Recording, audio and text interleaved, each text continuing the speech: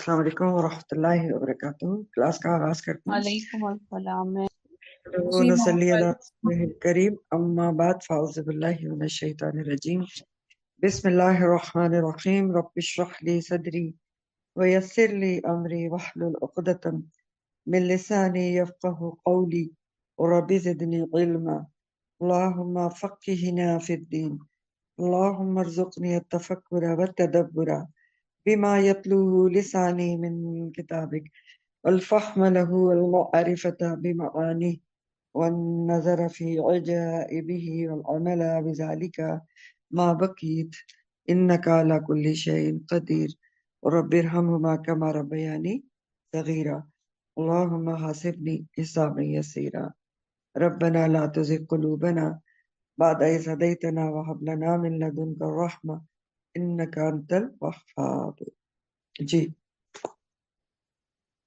السلام کوشچن کچھ علیکم کہتا ہے؟ ورحمۃ اللہ وبرکاتہ۔ جی میم، بس یہ پوچھنا چاہ رہی ہوں کہ اللہ تعالیٰ آپ کو مکمل صحت دے، اور جب طبیعت بہت خراب ہوتی ہے جیسے کہ ہوا ہے، تو پھر اس میں صبر اور شکر کیسے کرنا ہے ہم نے، کیونکہ یہ بہت مشکل ترین کام ہے۔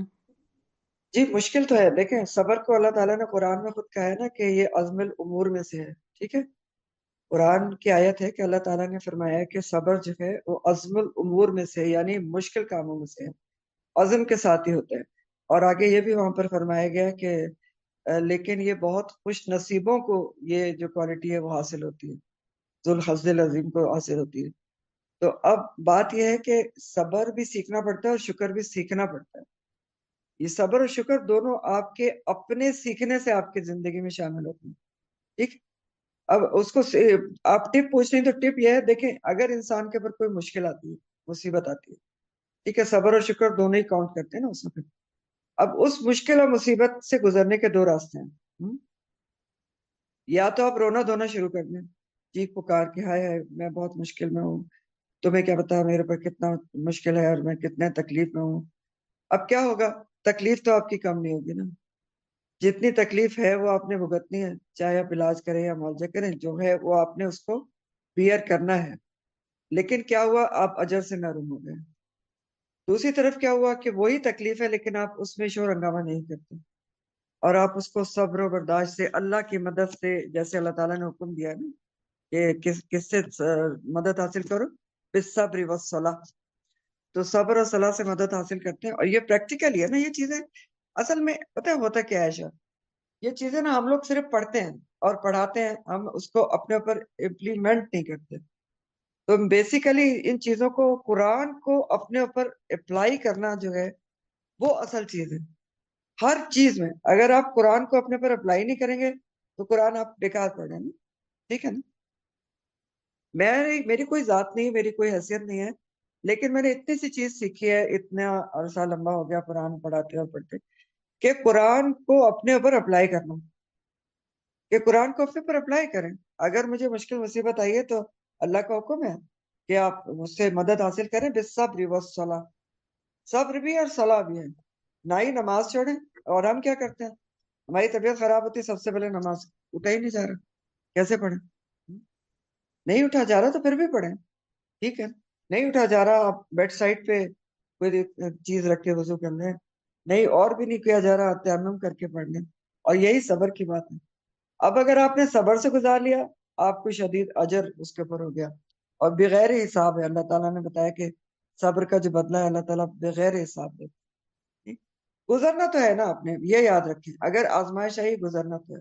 طریقے دو ہیں آپ کے پاس، رو پیٹ کے جزا فضا کر کے گزار دیں، یا کیا کریں، یا پھر یہ کریں کہ صبر کے ساتھ اللہ سے مدد کر کے گزار دیں۔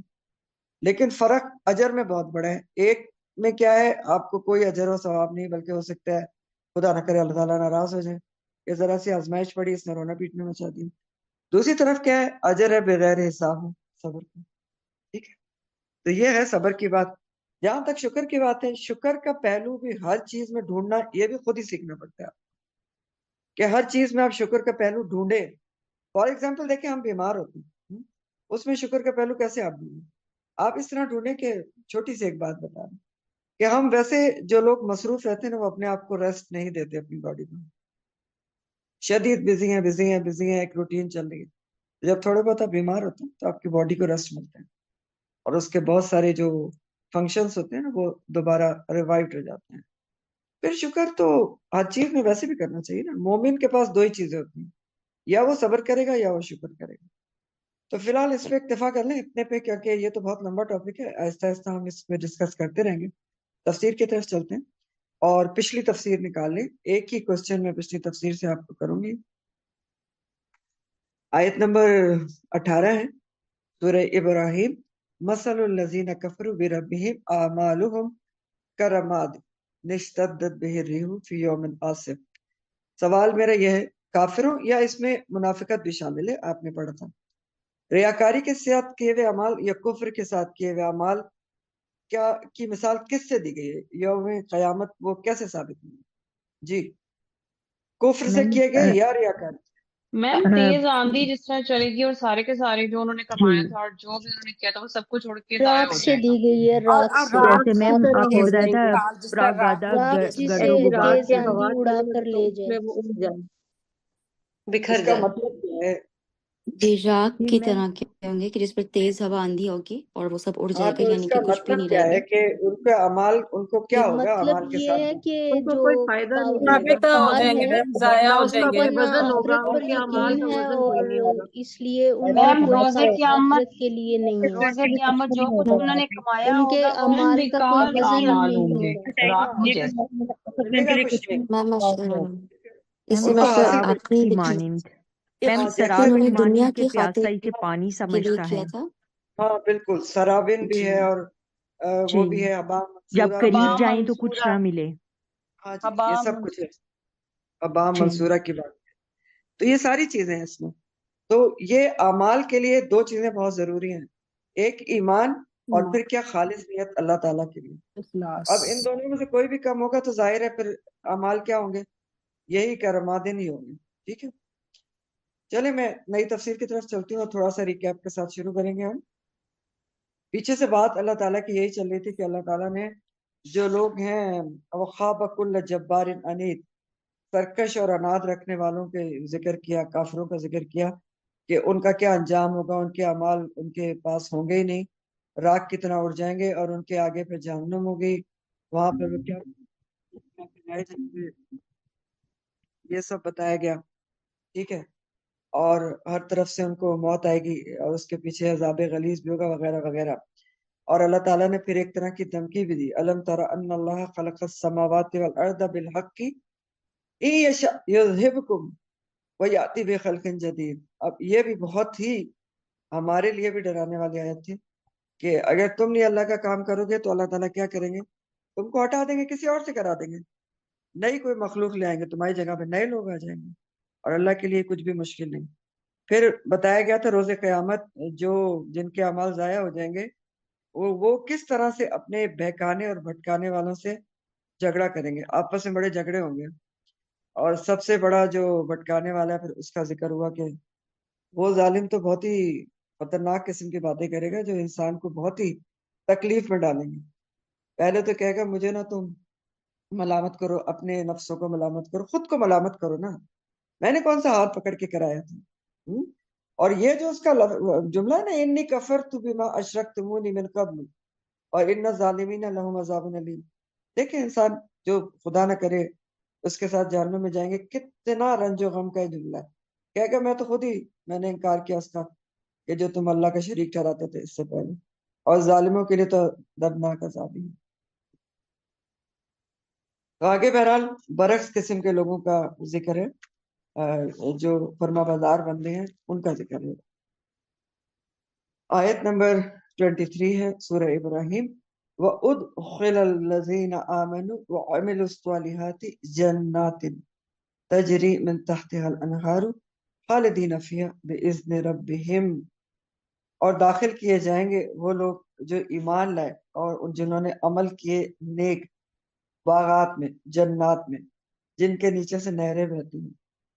اللہم اجعلنا منہم, ہمیشہ رہنے والے ہیں, خالدین فیہا ان میں, بِإِذْنِ رَبِّهِمْ اپنے رب کے اذن سے, تحیتہم فیہا تحیتہم فیہا سلام, تحیہ ان کا اس میں, ان میں, کس میں, जन्नतों में सलाम होगा।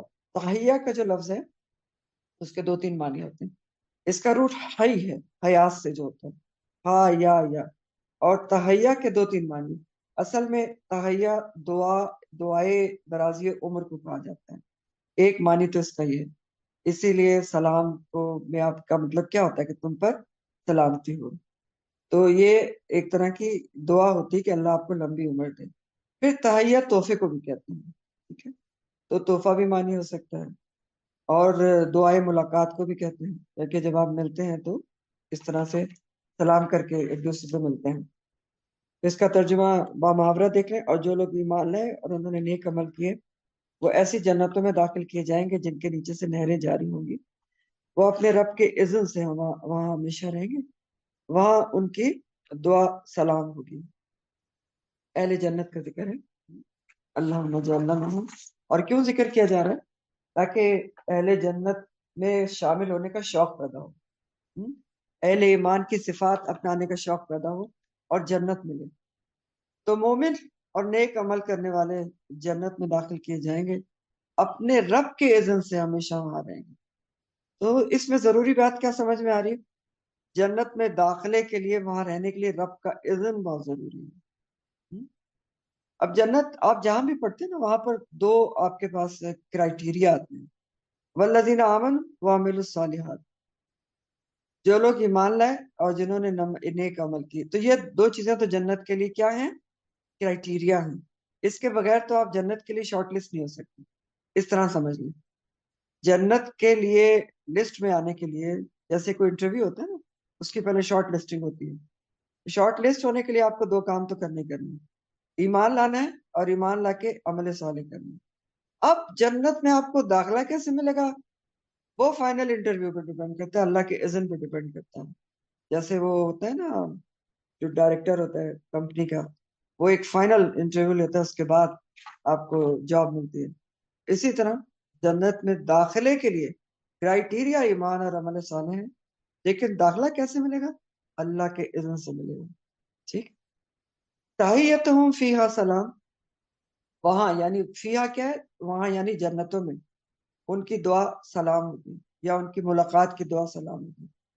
तो जन्नत में दुआ उनका एक दूसरे के लिए दुआ समझ लें, या मिलने का, मुलाकात की दुआ समझ लें, या तोहफा समझ लें एक दूसरे के लिए, ये सलाम होगा। जन्नती का शिआर सलाम होगा, तहैया। तो ये जो सलाम वहां पर जन्नती एक दूसरे को करेंगे, वो दरअसल बतौर मुबारकबाद होगी। सलामती तो मिल गई ना उनको, सलामती से वो दाखिल हो गए जन्नत में। इससे बड़ी तो सलामती कोई है नहीं। अब क्यों एक दूसरे को सलाम कर रहे हैं? एक तो आदी होंगे ना, जन्नती सलाम के आदी होते हैं। वो हर किसी को सलाम करते हैं। ये नहीं सोचते वो कि ये तो जवाब नहीं देता, और ये तो मेरा, इससे मेरा कॉन्फ्लिक्ट है, और ये मुझे इसको जरूरत नहीं पड़ी है, और पहले वो करे। नहीं, वो अल्लाह के लिए सलाम करते हैं, क्योंकि नबी करीम सल्लल्लाहु अलैहि वसल्लम की हदीस है ना, अफशुस सलाम बैनकुम। और जन्नत में ले जाने वाला अमल है एक हदीस के मुताबिक। एक तो आदत है, दूसरा बतौर मुबारकबाद, सलामती मिलने पर मुबारकबाद देंगे। जैसा कि अभी पीछे सूरह अर्राद में हम पढ़ चुके हैं। सूरह रात की आयत नंबर 23-24 है। जन्नातु अदनी यदखुलूनहा वमन सलहा मिन आबाइहिम व अज़वाजिहिम व ज़ुर्रिय्यातिहिम वल मलाइकतु यदखुलून अलैहिम मिन कुल्ली बाब सलामुन अलैकुम बिमा सबरतुम व निअमा उक़बद्दार। फिर सबर की बात आ गई। हमेशा के बाग हैं जिनमें वो दाखिल होंगे, और वो भी जो उनके बाप दादों और उनकी बीवियों और उनकी औलाद में से नेक हुए। और फरिश्ते जन्नत के हर दरवाजे से उनके पास आएंगे और कहेंगे तुम पर सलामती हो, इसलिए कि तुमने सब्र किया। यह है सब्र का बदला। क्या है सब्र का बदला? फनिअमा उक़बद्दार, लिहाजा आखिरत का घर बहुत खूब है तुम्हारे लिए। जन्नत के दरवाजे पर जन्नत के दरोगे भी सलाम करेंगे और खुशखबरी देंगे। सूरह अज़्ज़ुमर में ये बात आती है, सूरह ज़ुमर 73। वसीक़ल्लज़ीना तक़ौ रब्बहुम इलल जन्नति ज़ुमरा हत्ता इज़ा जाऊहा वफ़ुतिहत अबवाबुहा वक़ाल लहुम ख़ज़नतुहा सलामुन अलैकुम तिब्तुम फ़दख़ुलूहा ख़ालिदीन। और जो लोग अपने रब से डरते रहे होंगे وہ جنت کی طرف گروہ در گروہ لے جائے جائیں گے، حتیٰ کہ جب اس کے پاس پہنچیں گے تو اس کے دروازے کھول دیے جائیں گے جنت کے، اللہم جل وعلا، اور اس کے دربان ان سے کہیں گے، جنت کے دربان، تم پر سلام ہو، طب تم پاکیزہ رہے تم، اب تم اس میں ہمیشہ کے لیے داخل ہو جاؤ گے۔ سورہ یونس میں آتا ہے، سورہ یونس آیت نمبر ہے، دعواہم فیہا سبحانک اللہم، سبحانک اللہم، وتحیتہم فیہا سلام، وآخر دعواہم ان الحمد للہ رب العالمین۔ اس جنت میں ان کی پکار ہوگی، اے اللہ تو پاک ہے، اور اس میں ان کی دعا ہوگی سلام، اور ان کی آخری پکار یہ ہوگی کہ تمام تعریفیں اللہ رب العالمین ہی کے لیے، ملیں گے تو سلام، پچھڑیں گے تو کہیں گے تمام تعریفیں اللہ کے لیے۔ اور پھر جنتیوں کو تو اللہ کی طرف سے بھی سلام کا پیغام آئے گا نا، جیسا سورہ یاسین میں ہے، سورہ یاسین آیت 58 ہے، سلام اولم من رب الرحیم، انہیں نہایت مہربان رب کی طرف سے سلام کہا جائے گا، اللہم اجعلنا منہم۔ اگلی آیت جو ہے وہ بہت ہی خوبصورت آیت ہے، اور اللہ تعالیٰ اس میں اب جنت میں جانے کا طریقہ بتا رہے ہیں کہ جنت میں جانے والے مومنین کیسے ہوتے ہیں، کس طرح کے ہوتے ہیں۔ تو اللہ تعالیٰ فرماتے ہیں علم ترى، کیا نہیں آپ نے دیکھا، کیفا کس طرح، ضرب اللہ بیان کی ہے اللہ تعالیٰ نے، مثلا مثال، کلمتن طیبہ، کلمہ طیبہ کی۔ ضربہ کے دو تین معنی ہوتے ہیں، ضربہ کے مطلب چلنا بھی ہوتا ہے، مارنا بھی ہوتا ہے، اور بیان کرنا بھی ہوتا ہے۔ کلمہ آپ کو پتہ ہے بات کو کہتے ہیں، طیبہ کے مطلب کیا ہوتا ہے، طیب پاکیزہ، کشجرۃ مانند درخت کے، طیبہ پاکیزہ کی، اصلھا ثابت، جڑ اس کی مضبوط ہے، اصل کہتے ہیں جڑ کو، ثابت کے مطلب ہوتے ہیں مضبوط گڑی ہوئی، وفرعھا اور شاخیں اس کی، اس سمائی آسمان میں ہے۔ فرع جو لفظ ہے فرع وہ شاخ کو کہتے ہیں، فروع اس کا جمع ہے، اور فروع کا لفظ اگر آپ کو یاد ہو تو آپ نے وراثت کے بارے میں پڑھا تھا، ٹھیک ہے، فروع کہتے ہیں اولاد وغیرہ کی جو وراثت ہوتی ہے، تو فروع فرع کی جمع ہے۔ تو میں اس کا بامحاورہ ترجمہ کرتے ہیں، اس کے بعد آگے چلتے ہیں۔ علم ترى، کیا نہیں آپ نے دیکھا، غور نہیں کیا، علم ترى کے یہی مطلب ہوتا ہے، کیا غور نہیں کیا، کبھی دیکھا نہیں کہ اللہ نے کلمہ طیبہ کی مثال ایک ایسے دی ہے کہ وہ ایک پاکیزہ درخت کی طرح ہے، جس کی جڑ مضبوط ہے اور اس کی شاخیں آسمان میں ہیں۔ اب آپ ترجمے میں نا یہاں پر انڈر بریکٹ کلمہ طیبہ کے ساتھ بریکٹ میں لکھ لیں توحید، کلمہ طیبہ یعنی اللہ، تم نے دیکھا نہیں کہ اللہ نے کلمہ طیبہ یعنی توحید کی مثال بیان کی ہے کہ کلمہ طیبہ یا توحید ایک پاکیزہ درخت کی طرح ہے جس کی جڑ مضبوط ہے اور اس کی شاخیں آسمان میں ہیں۔ تو غور کرو اللہ تعالیٰ نے کیسی مثال بیان کی ہے کہ جو کلمہ طیبہ ہے وہ اس کی مثال ایک پاکیزہ درخت کی طرح ہے۔ تو یہ بہت ہی خوبصورت اہم ترین آیت ہے، سمجھنے سے تعلق رکھتی ہے۔ یہ سمجھ لیں کہ ایک مومن کی زندگی کا دار و مدار اسی آیت کو صحیح طور پر سمجھنے میں ہے، یہ سمجھ لیں بس۔ اسی لیے میں بار بار کہہ رہی تھی کہ زیادہ لوگ سنیں، کہ بات وہی ہوتی ہے کہ جس کی لیے لکھا ہوتا ہے اس نے سننا ہوتا ہے۔ تو بہرحال اللہ تعالیٰ نے قرآن میں بہت سی مثالیں بیان کی ہیں، یہاں بھی ایک مثال بیان کرنے جا رہے ہیں اللہ تعالیٰ، ضرب اللہ مثلا، مثال بیان کی جا رہی ہے۔ تو مثال ہوتی کیا ہے، سب سے پہلے تو یہ سمجھ لیں، اور مثال سے بات کیوں سمجھائی جاتی ہے۔ مثال کے معنی ہوتے ہیں خیال کی تصویر کشی۔ مثال کا مطلب کیا ہے، خیال کی تصویر کشی کرنا، یعنی جو بات انسان کی عقل میں ہو اس کو حسی طور پر پیش کرنا۔ عقل میں آپ کے ایک بات ہے، اس کو سامنے پیش کرنا، معقول کو محسوس میں لانا، یہ جملہ لکھ لیں، معقول کو محسوس میں لانا۔ معقول کیا ہے، جو عقل میں ہے، دماغ میں ہو، تو اس کو ایسی مثال دے کر پیش کرنا کہ وہ محسوس ہو جائے، اچھی طرح سمجھ میں آ جائے۔ ایک آپ کو مثال دیتا ہوں، میں آپ سے کہتی ہوں کہ میں نے ایک سفید کلر کا سوٹ بنایا، اب آپ کو کیسے سمجھ میں آئے گا کہ وہ کیسا سفید ہے؟ وائٹ تو بہت سارے ہوتے ہیں، ہوتا ہے نا، کوئی स्नो वाइट होता है, कोई ऑफ वाइट होता है, तो आपको तो समझ में नहीं आएगा. अगर मैं उसको थोड़ा सा मिसाल देके कह दूं कि मैंने एक सूट बनाया है जो बिल्कुल बर्फ की तरह सफेद है, तो आपको समझ में आ जाएगा ना. तो मिसाल इसलिए दी जाती है कि माकूल से महसूस में आ जाए, आसानी से जल्दी समझ में आ जाए.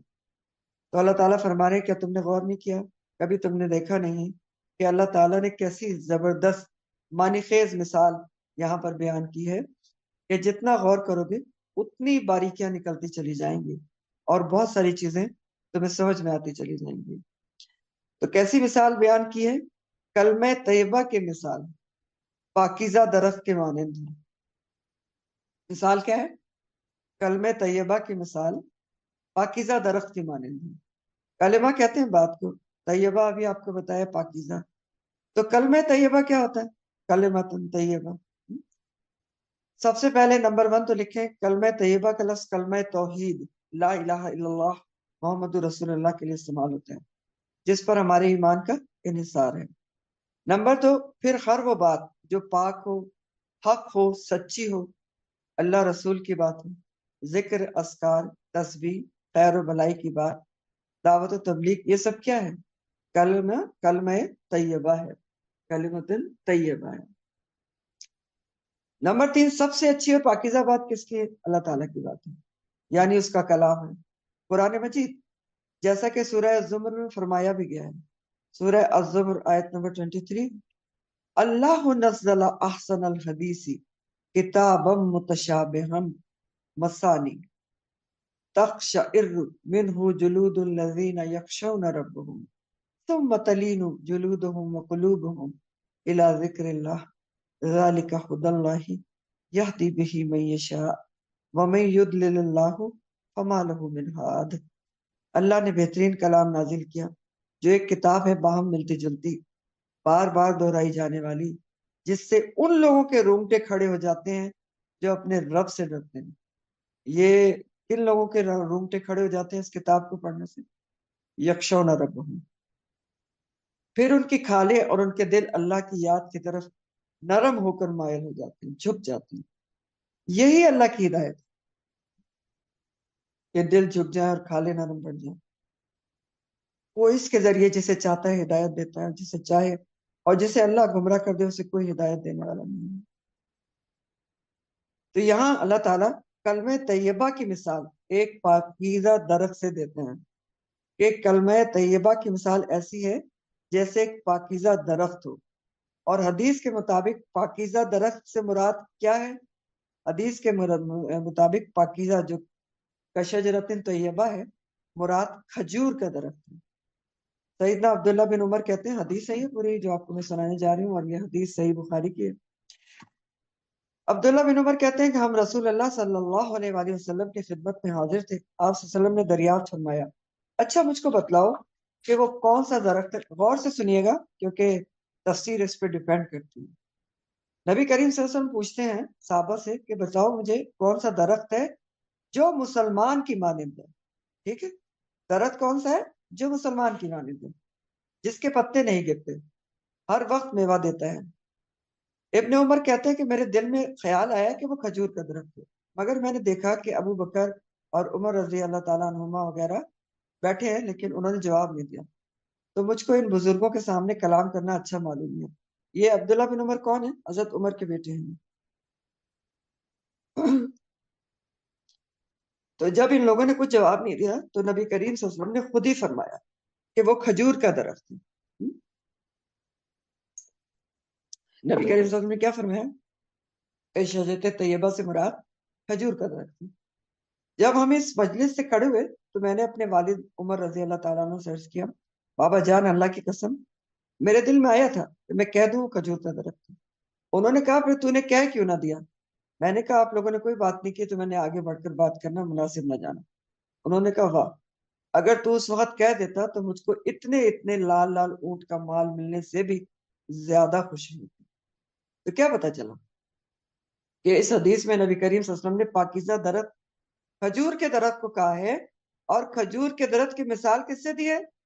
मुसलमान की मानिंद.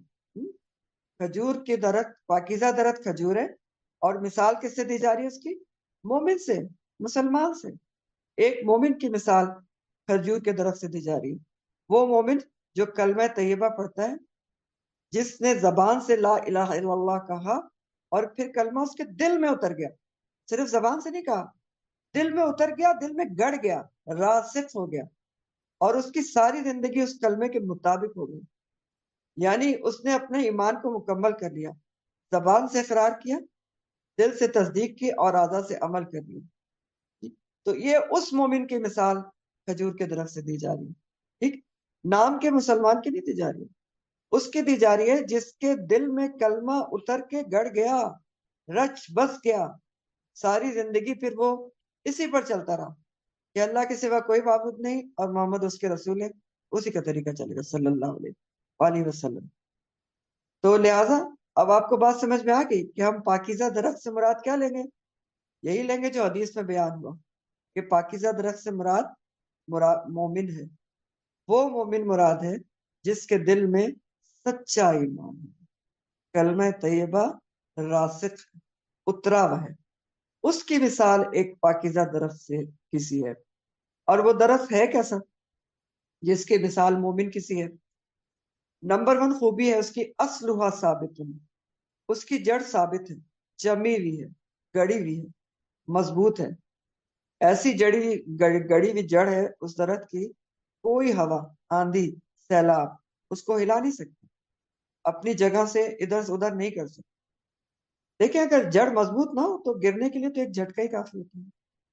تو اسی طرح کلمہ طیبہ لا الہ الا اللہ سچے مومن کے دل میں جا کر گڑ جاتا ہے نا، دل کو ڈھانپ لیتا ہے، دل اس سے جکڑا جاتا ہے. پھر چاہے جتنی مخالفتیں ہوں یا موافقتیں ہوں، سردی ہو یا گرمی ہو، تنگی ہو یا ترشی ہو، بیماری ہو یا صحت ہو، وہ کیا کرتا ہے؟ وہ کلمہ طیبہ پر جمع رہتا ہے کہ اللہ کے سوا کوئی معبود نہیں، تو میں نے کس کی سننی ہے؟ صرف اللہ کی سننی ہے. یہ ایسے مومن کی مثال دی جا رہی ہے کہ اصلها ثابت ہے، کہ پھر وہ اللہ کے سوا کسی کے نہیں سنتا، کوئی اس کو ہلا نہیں سکتا کہ اللہ کے حکم کے علاوہ کسی اور طرف اس کو لے جائے، کیونکہ اصلها ثابت ہے. اس کو پتہ ہے محمد رسول اللہ ہے، تو طریقہ صرف انہی کا چلے گا. تو یہ پہلی خوبی ہے پاکیزہ درخت کی جو مسلمان مومن کی طرح کا ہے. مومن کی سمجھ لے پہلی خوبی ہے کہ اس کی جڑ بہت ہی مضبوط ہوتی ہے، اس کو کوئی چیز ہلا نہیں سکتی، ادھر ادھر نہیں کر سکتی. دوسری خوبی کیا ہے اس مومن کی جو پاکیزہ درخت کی طرح ہے؟ وَفَرْعُهَا فِي السَّمَاءِ، اس کی شاخیں آسمان تک بلند ہیں. شاخیں کیا ہیں؟ مومن کا عمل ہے جو بلند ہے، بلند ہوتا چلا جاتا ہے، بہت اونچا. بندہ مومن جو بھی عمل کرتا ہے وہ اللہ کے لیے خالص نیت سے کرتا ہے، کیونکہ اس کو پتا ہوتا ہے کہ مقبول اعمال کی شرائط کیا ہے. تو جب وہ خالص اللہ کے لیے عمل کرتا ہے تو وہ بہت اونچا عمل ہوتا ہے، خالص ہوتا ہے. جیسے آپ دیکھیں درخت کو دیکھیں نا، جتنا بلند درخت ہوتا ہے اس کا پھل اتنا ہی زمینی آلودگی اور گندگی سے پاک ہوتا ہے نا. کھجوریں اتنے اوپر لگی ہوتی ہیں تو اس میں کوئی گندگی وغیرہ نہیں ہوتی. تو اسی طرح مومن جو عمل خالص اللہ کے لیے کرتا ہے تو بہت ہائی کلاس قسم کا عمل ہوتا ہے نا، اس کا اونچا ہوتا ہے، خالص عمل ہوتا ہے، کیونکہ خالص اللہ تعالیٰ کے لیے ہوتا ہے. اور پھر مومن دن رات نیک اعمال کرتے ہیں اور شاخوں کی طرح اعمال بڑھتے چلے جاتے ہیں، اوپر ہی اوپر جاتے رہتے ہیں. اور جس طرح درخت آپ دیکھتے ہیں کہ غیر محسوس طور پہ تھوڑا تھوڑا روز بڑھتا ہے، تو مومن کا عمل بھی روز بڑھتا ہے کیونکہ روز نیکیاں کرتے ہیں. جب انسان سچے دل سے کلمہ طیبہ پڑھ کے نیک اعمال کرتا ہے تو یہ عمل صالح اس کو آسمان کی بلندیوں تک لے جاتے ہیں، جیسا کہ سورہ فاطر میں فرمایا گیا. یہ سورہ فاطر کی آیت ہے، یہ بھی ابھی میں آپ کو سمجھاؤں گی. سورہ فاطر کی آیت نمبر 10 ہے، من کان یرید العزت فللہ العزت جمیعا، جو شخص عزت چاہتا ہے تو عزت ساری کی ساری اللہ ہی کے لیے. الیہ یصعد الکلمۃ الطیب والعمل الصالح یرفعہ، اور اسی کی طرف یعنی اللہ کی طرف پاکیزہ کلمات چڑھتے ہیں. یہ ہے ریلیونٹ بات جو آپ نے غور کرنی ہے کہ اللہ ہی کی طرف پاکیزہ کلمت الطیب چڑھتے ہیں، اور اس کو چڑھاتا کون ہے؟ اور نیک عمل انہیں اوپر اٹھاتا ہے. والعمل الصالح یرفعہ، ٹھیک ہے. اور والذین یمکرون السیئات لہم عذاب شدید ومکر اولئک هو یبور. اور جو لوگ بری چالیں چلتے ہیں ان کے لیے بہت سخت عذاب ہے، اور انہی لوگوں کی چالیں برباد ہوتے رہیں گی. اب میں آپ کو تھوڑا سا یہ سمجھاؤں گی کہ اس میں کیسے یہ بات بتائی گئی ہے، اور یہ سمجھنے کی بات ہے کہ اللہ کی طرف پاکیزہ کلمات، لیکن ان کو اوپر چڑھنے کے لیے کیا چاہیے ہوتا ہے؟ نیک عمل انہیں اوپر اٹھاتا ہے. تو یہ کیسے ہوتا ہے، یہ آپ نے سمجھنا ہے. اب میں یہ سورہ فاطر کی جو آیت ہے اسی کی آپ کو تفسیر بتاتی ہوں تھوڑی سی، تو آپ کو بات سمجھ میں آئے گی. یہاں پر یہ جو آپ آیت پڑھ رہے ہیں اس سے ہمیں یہ پتہ چل رہا ہے کہ پاکیزہ کلمہ یعنی پاکیزہ بات، پاکیزہ اقوال اور عمل صالح کا باہمی ایک تعلق ہے. پاکیزہ کلمات اور پاکیزہ اعمال دونوں لازم اور ملزوم ہیں، ایک دوسرے کے مددگار ہیں، ایک دوسرے کی مدد سے اللہ کی طرف چڑھتے اور قبول ہوتے ہیں. پاکیزہ کلمات یا پاکیزہ باتیں، اقوال کس کو کہتے ہیں؟ باتیں ہیں، اللہ کی طرف اس وقت چڑھتے ہیں جب ان کی تائید عمل صالح سے بھی ہو رہی ہے. مثال کے طور پر دیکھیں، آپ صرف زبان سے پاکیزہ کلمات کرتے ہیں لیکن عمل اس کا آپ کا خلاف ہے، تو کیا آپ کے پاس پاکیزہ کلمات اوپر چڑھ جائیں گے؟ قبول ہو جائیں گے؟ نہیں ہوں گے. مثال کے طور پہ آپ دن رات تسبیح پڑھتے ہیں، ہاتھ میں آپ کی تسبیح ہے، آپ پڑھتے رہتے ہیں سبحان اللہ و بحمدہ سبحان اللہ العظیم، آپ ہر وقت تسبیح پڑھتے ہیں لا الہ الا اللہ، لیکن عمل تو آپ کا بالکل ہی خلاف ہو. اللہ کے سوا کوئی معبود نہیں، لیکن بات تو آپ کبھی کسی کی مان رہے ہیں، کبھی کسی کی مان رہے ہیں، کچھ نہیں تو اپنے نفس کی مان رہے ہیں. تو اب کیا ہوگا؟ کیا یہ پاکیزہ کلمات قبول ہو جائیں گے؟ جی بات سمجھ میں آ رہی ہے بچوں؟ جی جی جی آ کوئی رہی ایک، ہے، جی جی آ نہیں رہی ہے. قبول ہونا. تو اچھا اب مجھے جی بتائیے میم آ کہ رہی ہے جو الحمد آپ اوپر سے کہے جا رہے ہیں کہ اللہ کے سوا کوئی معبود نہیں، لیکن عمل آپ کا اس کا خلاف ہے، تو کیا یہ آپ کے نیک یہ جو پاکیزہ اقوال ہیں وہ اوپر چڑھ سکتے ہیں؟ نہیں چڑھ نہیں سکتے. میم بالکل نہیں. عمل پاکیزہ اقوال کے خلاف ہو تو یہ پاکیزہ اقوال بھی نہ اوپر سے چڑھ سکتے نہ اللہ کے مقبول ہو سکتے. اب اسی طرح عمل صالح کو بھی لیں گے کہ عمل صالح بھی اس صورت میں اللہ کی طرف چڑھتے ہیں، مقبول ہوتے ہیں، جب ان کی بنیاد پاکیزہ اقوال پہ ہوتی ہے، درست عقیدے پر ہوتی ہے. تو ایسے اعمال پھر اوپر چڑھیں گے جن کی بنیاد پاکیزہ اقوال پہ اوپر ہے. ٹھیک ہے. اور پاکیزہ اقوال بھی اس وقت اللہ کے مقبول ہوں گے جب اس کے اوپر عمل کیا جا رہا ہو، ورنہ یہ دونوں چیزیں مقبولیت کا درجہ حاصل نہیں کر سکتی. سمجھ آ کے بات کی؟ تو بات یہ ہے ساری، یہ دونوں چیزیں آپ کے لیے لازم ہیں کہ آپ کے پاکیزہ اقوال اوپر جب جائیں گے، جب عمل و صالح آپ کا ہوں گے تو یرفعو اس کو چڑھنے میں مدد کرے گا. اور صرف آپ نیک اعمال کر رہے ہیں لیکن نہ آپ کے پاس ایمان ہے، نہ آپ نے اس کی شرائط پوری ہو رہی ہے کہ خالص اللہ کے لیے ہے، نبی کریم صلی اللہ علیہ وسلم کے طریقے سے، تب بھی وہ مقبول نہیں ہوگی. ٹھیک ہے. تو بہرحال جو بندہ مومن ہوتا ہے اس کو یہ سب چیزوں کا پتہ ہوتا ہے، وہ صرف پاکیزہ اقوال نہیں پڑھتا، ٹھیک ہے، کلمۃ طیبہ صرف نہیں پڑھتا، بلکہ اس کا عمل بھی اللہ کے لیے خالص ہوتا ہے، کلمہ طیبہ پر عمل کرتا ہے. تو پھر کیا ہوتا ہے؟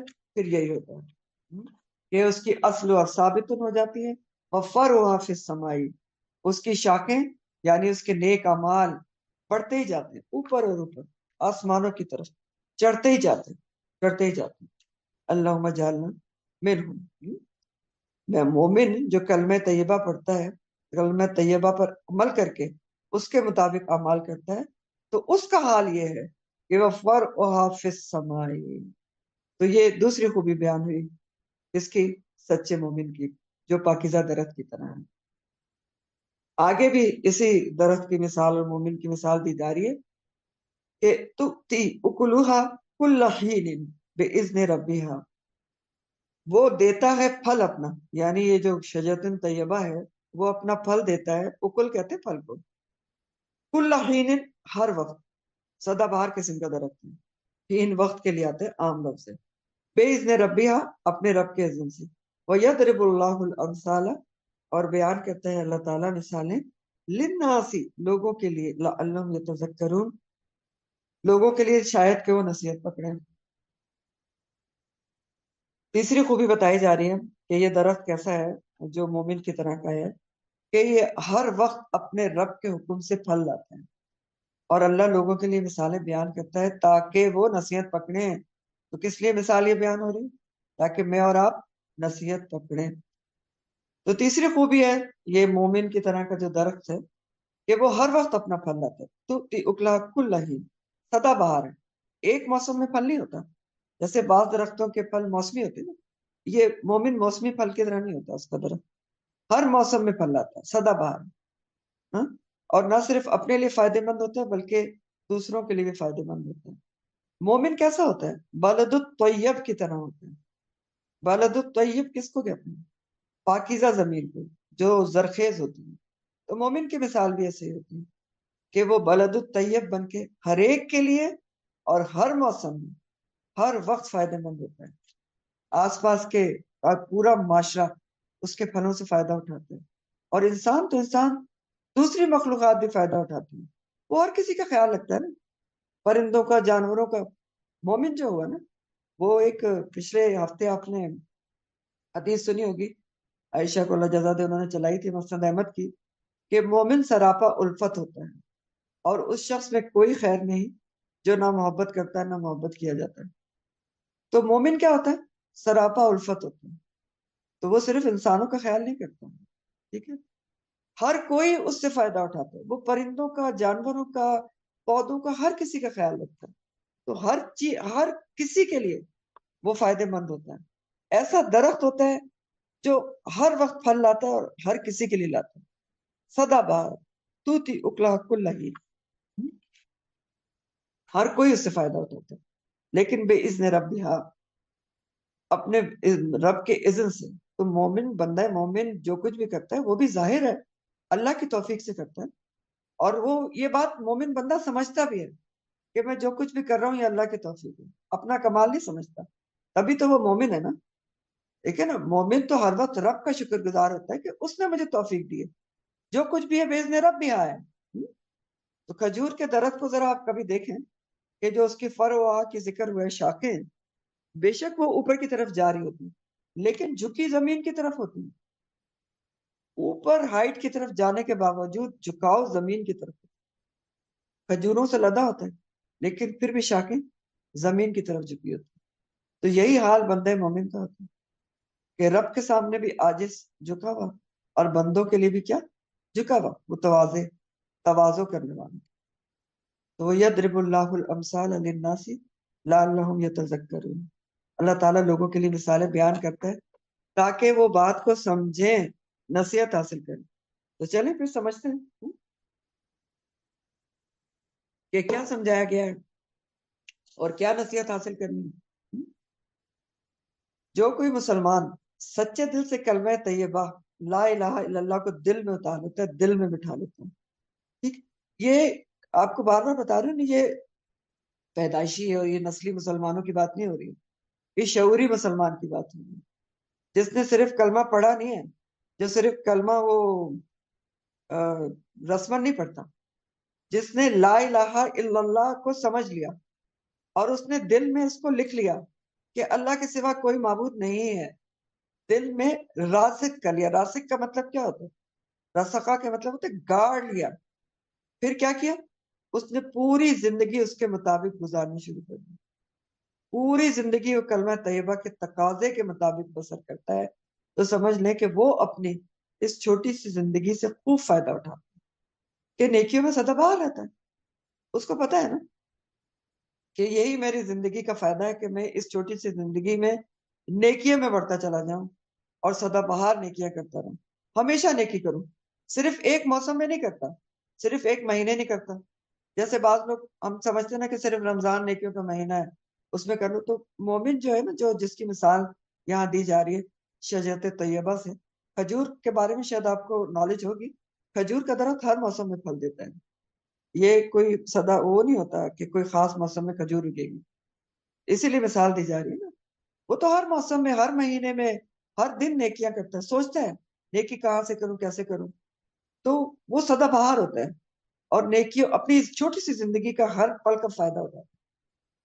اور سمجھنے کی بات ہے ہی یہی جو اللہ تعالیٰ فرما رہے ہیں کہ اللہ تعالیٰ مثالیں بیان کرتا ہے لعلہم یتذکرون، تاکہ تم سمجھو، نصیحت حاصل کرو. کیا ہے سمجھنے کی بات؟ کہ لا الہ الا اللہ کو دل میں بیٹھانا ہے. دل میں کیسے بٹھائیں گے؟ کہ میں کیا کہہ رہی ہوں، لا الہ الا اللہ، اللہ کے سوا کوئی معبود نہیں. معبود کون ہوتا ہے؟ کہ جس کی بات مانی جاتی ہے اور جس کے علاوہ کسی کی بات نہیں مانی جاتی. تو جس نے دل میں بٹھا لیا کہ میں نے صرف اللہ کی ماننی ہے، اس کی بات کی جا رہی ہے، کہ پھر اس کی زندگی ایسے ہوتی ہے کہ وہ کلمہ طیبہ کے مطابق ہی زندگی گزارتا ہے کہ بس میں نے کہہ دیا لا الہ الا اللہ، تو میں نے صرف اللہ کی مانی، کسی اور کی نہیں، اپنے نفس کی بھی نہیں مانی. پھر اس کی زندگی پر اللہ کا کرم ہوتا ہے، آخرت سنور جاتی ہے، نفع ہی نفع ہوتا ہے، نیک اعمال بڑھتے چلے جاتے ہیں، اوپر چڑھتے چلے جاتے ہیں. اور پھر دوسرے بھی اس کے نیک اعمال دیکھ کر اس کی دعوت و تبلیغ سے نیک اعمال کرتے ہیں، شریعت پر چلتے ہیں. یعنی مومن جو ہوتے ہیں وہ صرف زبانی تبلیغ نہیں کرتا، صرف خود عمل نہیں کرتا، وہ عملی تبلیغ ہوتی ہے، اس کا عمل تبلیغ ہوتا ہے. یہ بھی بہت سیکھنے کی بات ہے. یہ سمجھ لیں، یہ آج جو آپ ایک ایک لفظ پڑھ رہے ہیں وہ آپ کے اور میرے لیے، قرآن والوں کے لیے. مومن کی زندگی کلمہ طیبہ کے مطابق ہونا چاہیے. شجرت طیبہ تب وہ بنتا ہے جس کی مثال اللہ تعالیٰ یہاں دے رہے ہیں. تب وہ سدا بہار درخت بنتا ہے، تب اس کی شاخیں اوپر اوپر جاتی ہیں، تب اس کی جڑ بالکل ثابتن ہوتی ہے.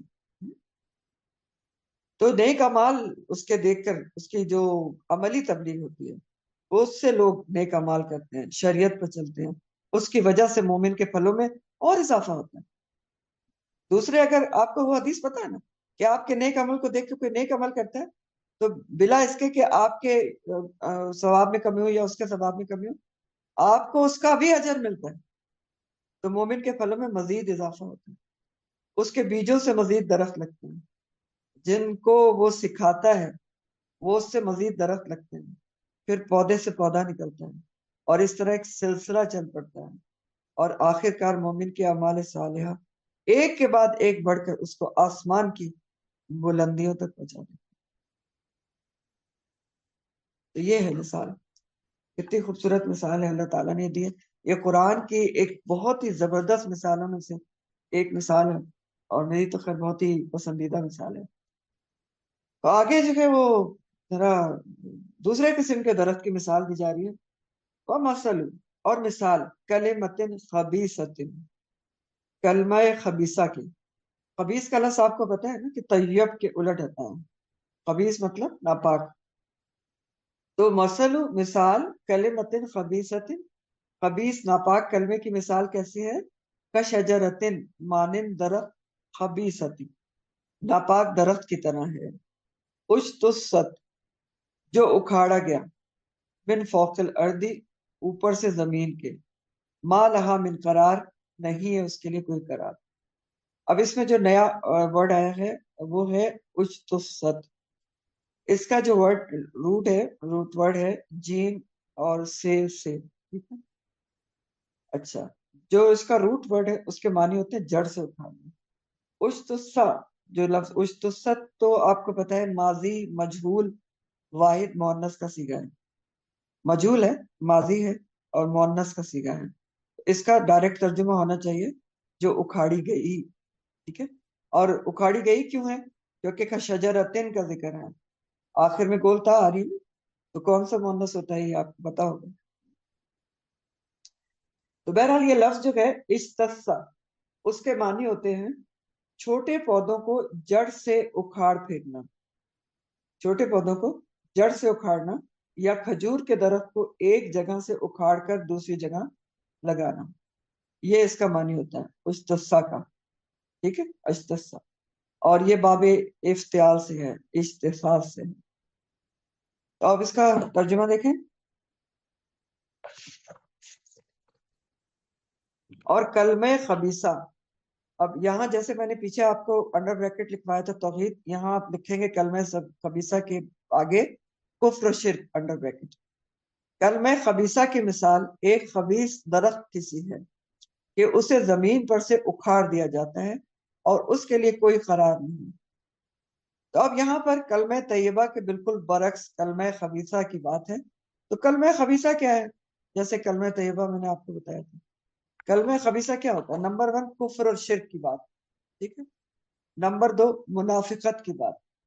نمبر 3 جھوٹی بات، ہر وہ بات جو اللہ تعالیٰ کی مرضی کے خلاف ہو، ٹھیک ہے، جو اللہ تعالیٰ کی مرضی کے خلاف ہو. یہ ہے کلمہ خبیثہ. کفر و شرک کی بات، منافقت کی، جھوٹی بات جو اللہ تعالیٰ کی مرضی کے خلاف ہو. تو جو انسان کفر و شرک یا منافقت معصیت پر چل رہا ہو، اس کی مثال خبیث اور ناپاک درخت سے دی جا رہی ہے. خبیث درخت عربوں کیا کس کو کہتے تھے؟ عربوں کیا ایک درخت ہوتا تھا جس کو حنظل کا درخت کہتے ہیں. اب اگر تو آپ نے تفسیر لے لی ہے تو آپ کے سامنے کھلی ہوگی تو آپ کو کوئی مشکل پیش نہیں آئے گی، اور اگر نہیں لیے تو عائشہ سے درخواست کروں گی کہ 2-3 ورڈ لکھ کے پھر آپ کو فورم پہ ڈالیں. عربوں کے ہاں جو خبیث درخت ہے وہ حنظل کے درخت کو کہتے ہیں. زوئے سے ہے حنظل، ہا ہے حلوے والی، حنظل کے درخت کو کہتے ہیں. اردو میں اس کو اندرائن کہتے ہیں، اندرائن کا درخت، ٹھیک ہے. اور انگلش میں اس کو کہتے ہیں سٹریولس کولوسینتھس، سٹریولس کولوسینتھس. تو یہ ایک درخت ہوتا ہے جو پایا جاتا ہے، عرب میں بہت زیادہ پایا جاتا ہے.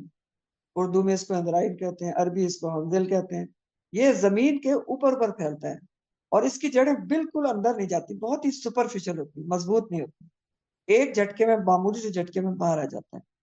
پھل اول تو لاتا ہی نہیں، بہت کم کبھی لاتا ہے، اور اگر لاتا بھی ہے تو اس کا پھل بہت ہی کڑوا کسیلا بے فائدہ ہوتا ہے. تو اشت کا معنی ابھی میں نے آپ کو بتایا، جڑ سے اکھاڑنا، ناکارہ، بیکار اور بے فائدہ ہو جانا.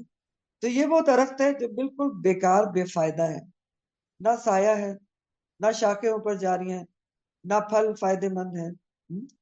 تو اس کی مثال کس سے دی جا رہی ہے؟ کفار سے دی جا رہی ہے یا منافقت سے دی جا رہی ہے، کہ کفار کے اعمال یا منافقت سے کیے ہوئے اعمال قابل قبول نہیں ہے. اس لیے آپ دیکھیں، نہ ان کی جڑ کی مضبوطی کی بات کی گئی ہے، نہ شاخوں کے اوپر جانے کی بات کی گئی ہے، کیونکہ نہ تو ان کے اعمال کی کوئی جڑ ہوتی ہے، نہ کوئی بنیاد ہوتی ہے، نہ کوئی عقیدہ ہوتا ہے، نہ ہی ان کے اعمال کے شرائط کو پورے کر رہے ہوتے ہیں کہ وہ اوپر جائیں اور مقبول ہوں. تو بیکار ہے نا. دیکھیں نا، نہ تو اس کی کوئی جڑ ہے، کیونکہ کلمہ طیبہ تو پڑھا ہی نہیں کفر شرک کرنے والے نے. منافق نے اگر پڑھا تو اوپری دل سے پڑھا. تو اب نہ تو اس کی کوئی جڑ ہے، جڑ ہے ہی تو مضبوط کہاں سے ہوگی؟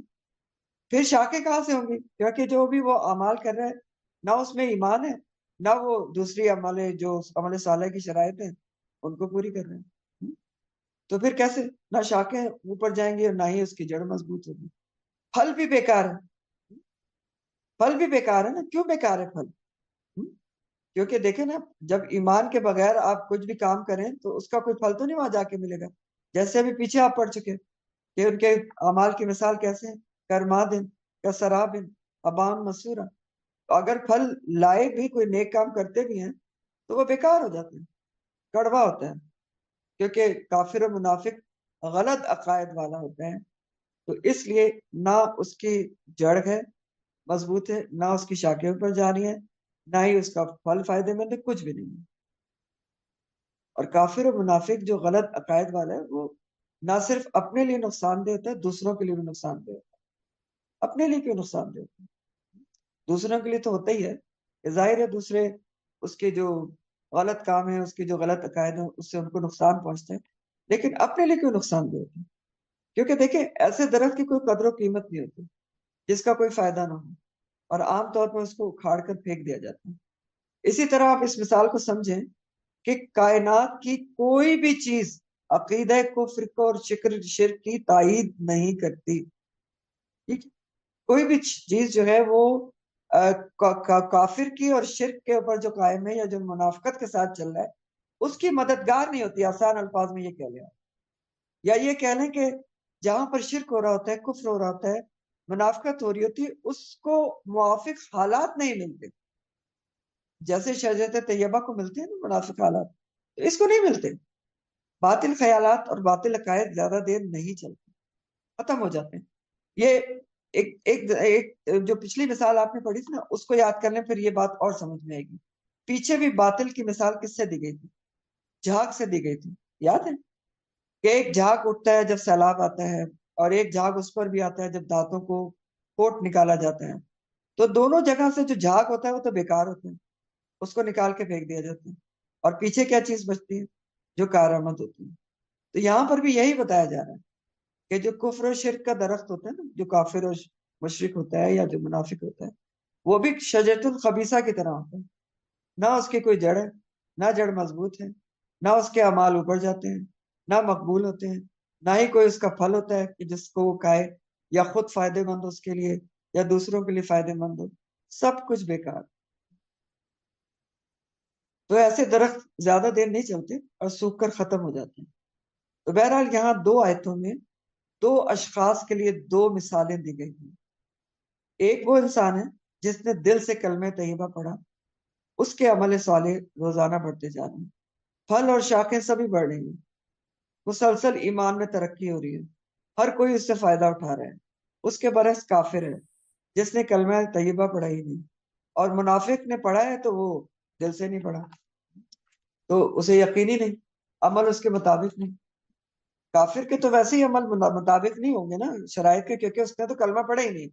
منافق نے پڑھا تو دل سے نہیں پڑھا، تو ظاہر ہے جب دل سے نہیں پڑھا تو نہ اس اللہ کے لیے خالص عمل کرے گا، نہ ہی وہ نبی کریم صلی اللہ علیہ وسلم کے طریقے سے کرے گا. تو بہرحال کافر اور منافق نہ ایمان ہے نہ ایمان میں ترقی ہے. اور پھر ایک بات اور بھی ہوتی ہے، وہ بھی سمجھنا کہ جو دل کا درخت ہوتا ہے نا، تو ایمان کا دل کا درخت ہوتا ہے، اگر اس کو پانی نہ ملے تو وہ نہیں بڑھتا. اور دل کے درخت، جو ایمان کا دل کا درخت ہوتا ہے، اس کو پانی کیا ہوتا ہے؟ اس کا وحی الہی ہوتی ہے. وحی الہی کی بارش قرآن کی صورت میں. جب دل کے درخت کو، ایمان کے درخت کو پانی ملتا ہے کس شکل میں؟ قرآن کی صورت میں، تب وہ بڑھتا ہے. وحی الہی کی صورت میں جب اس کو پانی ملتا ہے تب وہ بڑھتا ہے. تو اگر اس کو دل کے درخت، جو دل کا ایمان کا درخت ہے، اس کو قرآن کی صورت میں غذا نہ ملے تو کیا وہ پھلے پھولے گا؟ نہیں پھلے پھولے گا. ٹھیک، وہ بالکل ہی جو جتنا سا تھوڑا بہت بیج بویا گیا تھا، تھوڑا بہت پودا نکلے گا بھی، تو اگر اس کو پانی نہیں ملا تو وہ سوکھتا جائے گا، سوکھ سوکھ کے بالکل ختم ہو جائے گا. تو اسی طرح جس شخص کے دل میں نہ ایمان ہے بلکہ منافقت ہے، یا جس نے کلمہ طیبہ پڑھا لیکن پھر اسے بھول بھی گیا. مسلمان بھی تو پڑھ کے بھول جاتے ہیں نا، بس لا الہ الا اللہ پڑھ لیا مسلمان ہے، ایمان کو پہچانا ہی نہیں، شعوری ایمان ہی نہیں لایا، اس درخت کو پانی ہی نہیں دیا جس کا بیج اللہ تعالیٰ نے دل میں ڈال کے بھیجا تھا. وہی الہی کے پانی دیا ہی نہیں ہے، قرآن پڑھے کوئی نہیں، سمجھے کوئی نہیں، تو کیا ہوگا؟ کیا یہ اس کا درخت بڑھے گا ایمان کا؟ کیا اس کی شاخیں اوپر جائیں گی؟ کیا وہ پھل لائے گا؟ کیا وہ فائدے مند ہوگا؟ نہیں، سوکھ جائے گا، ختم ہو جائے گا، ختم.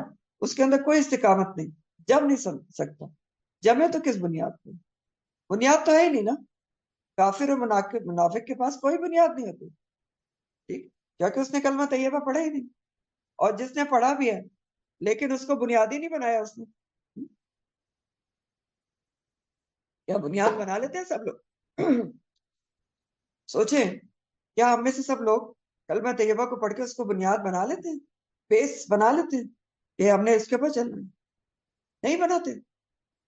تو جب کوئی بنیاد ہی نہیں ہوتی تو چاہے درخت نہ بڑھتا ہے، نہ جمتا ہے، نہ پھل دیتا ہے، اور ایسے درخت کی کوئی وقت نہیں ہوتی.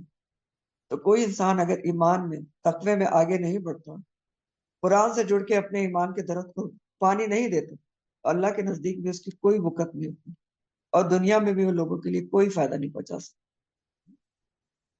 تو کیا پتہ چلا پھر کہ مومن کے لیے ضروری ہے کہ وہ صرف جسمانی ترقی پر توجہ نہ دے بلکہ عقلی، ایمانی اور روحانی طور پر ترقی کرے. ہاں؟ ہم کیا کرتے ہیں؟ صرف جسمانی ترقی پر ساری توجہ، جم کر لو، یہ کھا لو، پروٹین کھا لو، یہ اچھا ہے وہ برا ہے. کبھی ایمانی اور روحانی ترقی پر بھی تو غور کریں. مومن یہ کرتا ہے، مومن اپنی ایمانی اور روحانی ترقی کے اوپر توجہ دیتا ہے، ہاں، اور آخری لمحے تک بڑھتا چلا جاتا ہے. یہ یہاں سے ہمیں پتہ چلے گا کہ ہم نے اپنی ایمانی اور روحانی ترقی کے اوپر بھی توجہ دینی ہے، کہ وہ بھی روحانی طور پر ہم صحت مند ہیں اور آخری لمحے تک بڑھتے جائیں. اسی لیے کہا گیا نا کہ علم حاصل کرو. کون سا علم؟ العلم، قرآن و حدیث کا علم. حدیث کہتی ہے نا طلب العلم فریضۃ علی کل مسلم. ٹھیک، قرآن کا اور حدیث کا علم حاصل کرنا فریضہ ہے، فرض کے درجے پر ہے ہر مومن مرد اور عورت کے لیے. تو قرآن سے جڑنا جو ہے وہ انسان کو ایمانی طور پر بڑھاتا ہے. قرآن سے جڑنے سے آپ کے دل کے درخت کو، جو ایمان کا درخت ہے نا، جس کا بیج اللہ تعالیٰ نے ڈال کے بھیجا ہے آپ کو، الستو بربکم، بلا شہیدنا، جو آپ عہد الست کر کے ہیں، اس بیج سے پودا پھوٹنا اور پھر اس کو ایک پودا بنانا اور پھر درخت بنانا اور پھر کھجور کا درخت بنانا، اس سب کے لیے قرآن سے جڑنا ضروری ہے. قرآن پہ عمل کرنا ضروری ہے. قرآن سے جڑنا ایمانی شعلے کو روز آگ دیتا ہے، ایمان کے درخت کو پانی دیتا ہے. سوچ کے دیکھیں اگر آج ایمان کے لحاظ سے ہماری حالت کچھ بہتر ہے تو یہ کس کی برکت ہے؟ قرآن کی برکت ہے. یاد رکھیں جس دن اسے چھوڑ دیں گے ایمان کا درخت بڑھنا چھوڑ دے گا اور پھر دوسری طرف ڈکلائن شروع ہو جائے گا، سوکھنا شروع ہو جائے گا، پھر نہ پھلائیں گے نہ آسمان کی طرف شاخیں بڑھیں گے، کیونکہ قرآن چھوڑ دیا تو پھر تو بھول گئے، اعمال نہیں سدھریں گے. اور جب اعمال سدھریں گے ہی نہیں، عمل صالح نہیں ہوں گے تو پھر پھل آخرت کے ثمرہ کہاں سے ملے گا؟ قرآن سے جڑیں گے تو زندگی کھجور کے درخت کی طرح سدا بہار رہے گی. اب آپ ایک کام کریں کہ 2 کالمز آپ بنائیں گے اور اس میں ہم کمپیریزن کریں گے جیسے اللہ تعالیٰ نے کیا ہے کہ کھجور کے درخت اور بندے مومن میں کیا سملیرٹیز ہوتی ہیں، مماثلت ہوتی ہیں. ایک طرف لکھیں شجر طیبہ انڈر بریکٹ کھجور، دوسری طرف لکھیں بندے مومن. کمپیئر کریں. کھجور کی جڑ بہت مضبوط ہوتی ہے، آسانی سے نہیں گرتا. آپ دیکھیں اس کو گرانے کے لیے بڑی کوششیں کرنی پڑتی ہیں، رسیاں باندھتے ہیں، پتہ نہیں کیا کیا کرتے ہیں. اسی طرح مومن کے عقائد مضبوط ہوتے ہیں. باطل وجوہات، جدید نظریے اس کو ہلا نہیں سکتے. جتنی بھی غلط باتیں آس پاس ہوتی رہے ہیں، جتنے بھی سو کالڈ عالم بیٹھ کے بتاتے رہے ہیں کہ یہ نہیں ہے اور وہ نہیں ہے، وہ نہیں ہلتا اپنی جگہ سے. وہ اصل حکم، اصل بات کو قرآن و حدیث سے ڈھونڈ لیتا ہے. اس کو پتہ چل جاتا ہے کہ اصل بات کیا ہے اور وہ اپنی جڑ کے اوپر جمع رہتا ہے. ہلتے وہ ہیں جن کی جڑ مضبوط ہی نہیں ہے، وہ فوراً ہل جاتے ہیں. ما لہا من قرار. نمبر 2، گرمی سردی ہر موسم میں پھل لاتے ہیں. تو تھی اکلہا کل حین. تو مومن بھی ہر حال میں اللہ کی رضا پر راضی رہتے ہیں اور پھر کیا ہوتا ہے؟ اس کو ثمرات ملتے رہتے ہیں. ہر قسم کے حالات میں دوسروں کو فائدہ پہنچاتا ہے. دیکھیں مومن ہر حال میں اللہ کی رضا پر راضی رہتے ہیں، جیسے ابھی پیچھے ہم بات کر رہے تھے سوال کے اوپر. مومن کا حال یہ نہیں ہوتا کہ مشکل ملی تو اسے رونا شروع کر دیا، اچھائی ملی تو خوش ہو گیا، بیمار ہوئے تو بد مزاج ہو گئے، اچھے ہوئے تو مزاج اچھا ہو گیا. نہیں، مومن اس طرح کا نہیں ہوتا. وہ اس کا مزاج بھی ہر حال میں اچھا رہتا ہے اور ہر حال میں اللہ پر راضی رہتا ہے. تو اسی لیے تو ثمرات سمیٹتا ہے، اسی لیے اس کو ہر موسم میں پھل ملتے ہیں. وہ نبی کریم صلی اللہ علیہ وسلم کی ایک حدیث کا مفہوم ہے نا، یہ مومن کا معاملہ بھی عجیب ہے. اس کو مشکل پہنچتی ہے تو صبر کرتا ہے اور اجر کا حقدار ہوتا ہے، اور اس کو نعمت ملتی ہے تو شکر کرتا ہے اور اجر کا حقدار ہوتا ہے. تو پھر کیا ہوتا ہے؟ اس کو پھل لاتا ہے وہ ہر موسم میں. نمبر 3، کھجور کا تنا بڑھتا رہتا ہے. تو مومن کا ایمان بھی ہر روز بڑھتا رہتا ہے. کیوں؟ کہ مومن تو قرآن کو چھوڑنے کا سوچ ہی نہیں سکتا نا. نمبر 4، جو کھجور کا درخت ہوتا ہے اس کی شاخیں ایک دوسرے سے الجھتی نہیں. یہ بھی بہت بڑی بات ہے، الجھتی نہیں ہے. آپ کبھی غور کریں تو مومن کی صفت بھی ہے، وہ کسی سے الجھتا نہیں ہے، وہ عارض عن الجاہلین کر کے سائڈ پہ ہو جاتا ہے. اگلا پوائنٹ ہے کھجور کا درخت دیکھنے میں بھی بہت خوبصورت ہوتا ہے. تو مومن بھی اگر آپ دیکھیں نا تو ایمان کے نور سے خوبصورت ہوتا ہے. بے شک شکلی طور پر بہت خوبصورت نہ ہو، لیکن ایمان کی ایسی روشنی ہوتی ہے جو اس کو خوبصورت بناتی ہے. یہ بھی کبھی نوٹ کر کے دیکھیں، ایمان کی نور ہوتا ہے ایک شکل کے اوپر. پھر چھٹا پوائنٹ ہے کھجور کا درخت اگر ماحول میں کم ہو تو ماحول آلودہ ہو جاتا ہے، پولوٹڈ ہو جاتا ہے. یہ بھی کھجور کے درخت کی ایک خوبی ہے کہ آلودگی دور کرتا ہے. اسی طرح مومن معاشرے میں کم ہو تو معاشرہ آلودہ ہو جاتا ہے. اگلا پوائنٹ ہے کھجور کے درخت میں یہ صلاحیت ہوتی ہے کہ اس کے پتوں سے فضا صاف ہوتی ہے. تو مومن بھی کیا ہوتا ہے؟ اس کے بھی پتوں سے، دعوت و تبلیغ سے فضا صاف ہوتی ہے، معاشرہ صاف ہوتا ہے اور خود بھی صفائی پسند ہوتا ہے. नंबर 8 पॉइंट है, खजूर के तने से आप टेक लगाएं तो आराम मिलता है और सायादार भी होता है। ठीक है, देखिए कितना फायदेमंद है खजूर का दरख्त। तो इसी तरह मोमिन भी एक दूसरे का सहारा बनते हैं, एक दूसरे को साया देते हैं, मुआवनत करते हैं। और ये बात तो हम लोग अच्छी तरह समझ सकते हैं आपस में भी, कि हम में से कोई किसी को अगर मुश्किल मुसीबत पहुंचती है, आप भी ऐसा करते होंगे, तो एक मोमिन दूसरे मोमिन से जब मशवरा करता है, वो कुछ ऐसी बातें कर देता है मोमिन आदमी कि आपके दिल को सुकून आ जाता है, करार आ जाती है, आपकी बेचैनी दूर हो जाती है, इस्तराब दूर हो जाता है, दिल चैन आ जाता है।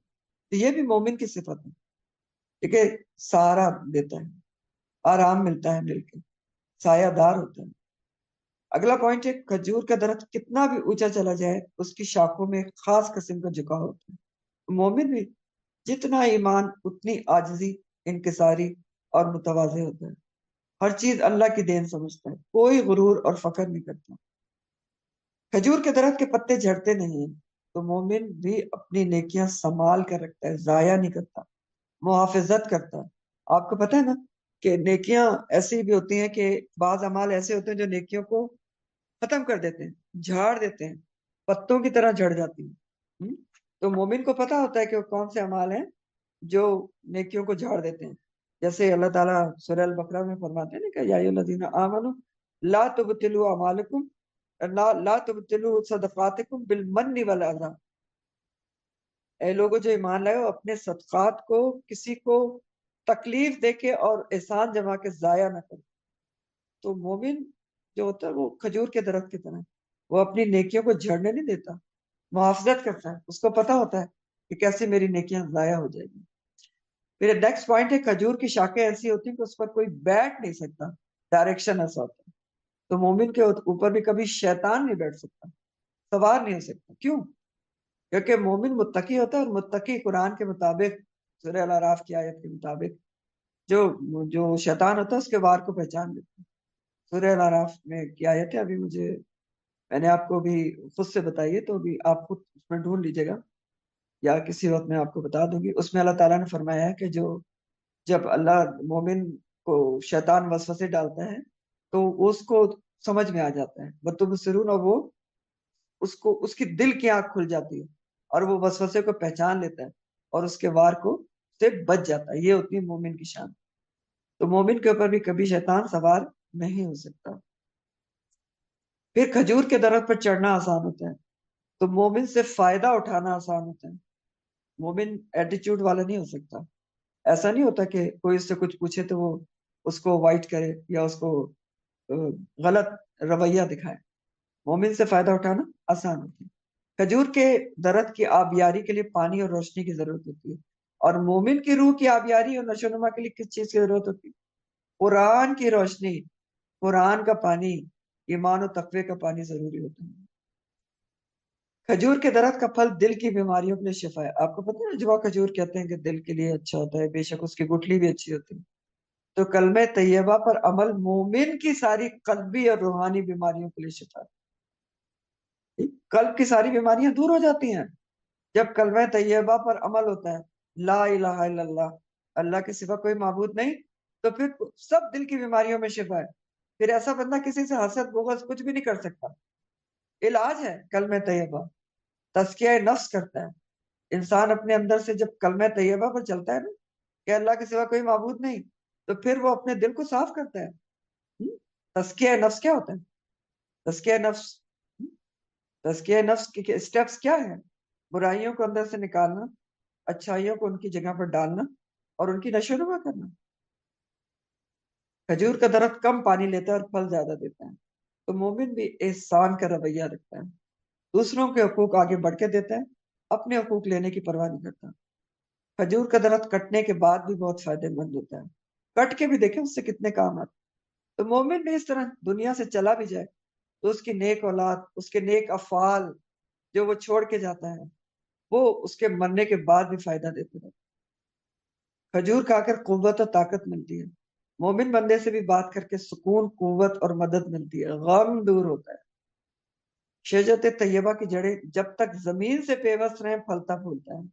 मोमिन भी जब तक कुरान से पेवस्ता रहेगा तो ईमान में फूलता फूलता है।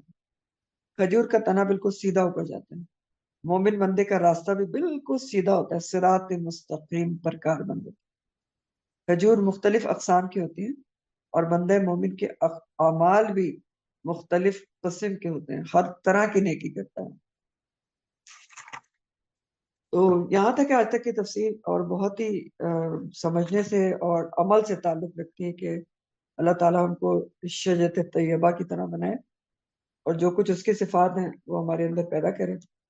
آخر دعوانا الحمدللہ رب العالمین.